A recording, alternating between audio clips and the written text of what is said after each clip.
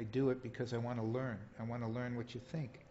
And I want to be able to respond to your needs before it gets to your level as a board. That's my role. That's how I look at government. My desire is to provide services in the best way possible. Thank you. I've got a few questions I'd like to ask. Listening to you speak on a number of things, you spoke about mandates and cuts. Mandates are passive. It's a passive thing. You either get them or you don't. Money from the state, it's a passive thing. You wait and you see if it comes to you. Cuts, they're passive. It's basically something that exists and you cut it.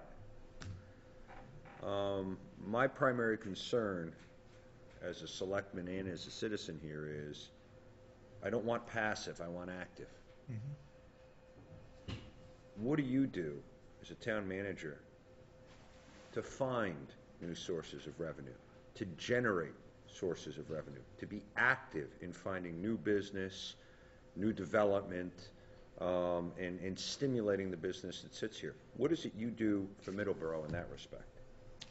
Well, I can tell you what I have done. My track record, in Mansfield, we've became a CDBG block grant 2 community. We received about $2.5 million in my tenure to look at low and moderate income housing, keep those people, those individuals in that house, rather than turn it over to a younger family, perhaps, for fixing up code violations in their particular property, so that they can maintain some dignity and they can maintain a lifestyle. Or they may have an individual in the home who is recently an amputee or something, that becomes disabled, and this money can be used to make that house handicap accessible, so the individual and the family can stay there. I'm sorry, maybe I've been unclear. That's a service. You found a way of providing a service. We have a downtown that, to date, is somewhat suffering. Our new growth isn't your new growth. And put aside the issue of the resort, that's a single issue in a town of many other issues. How do you generate revenue? How do you get new business in here? And I mean, what is it that you do? Because there's going to be a flip side to this. How do you develop this town? On the one hand, as town manager, what would you do to bring in, the small cap franchises, the retail places, the commercial parks? I mean, to generate the tax revenues so that we don't have to rely so much in a passive way on the revenues of the state. That's my biggest concern. Is I want someone, and you know this, the town manager sits down there. Okay. I want someone in that seat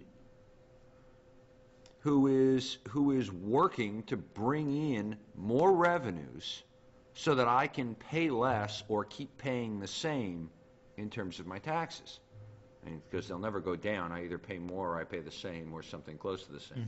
What is it that you have in your bag of tricks or in your repertoire to help Middleborough have smart, new economic growth? There's no bag of tricks. There's like I said, I don't know how you classify passive or active in your classification, but that's new money to the town that wouldn't be there to help those residents stay in their homes so they don't turn them over to younger families with kids and put pressure on the school system. It happens. It's going to happen because we have a 35% growth rate in Mansfield. My downtown looks so much better and will look so much better in the next couple of years because part of that grant that we received is going to put new facades on some of those businesses in town. And if you have an attractive downtown, you're going to attract new little small specialty shops to the downtown. Does anybody in your town pick up the phone and dial businesses and say, we have a great town, here's a little prospectus, or here's something, and hey, would you come here?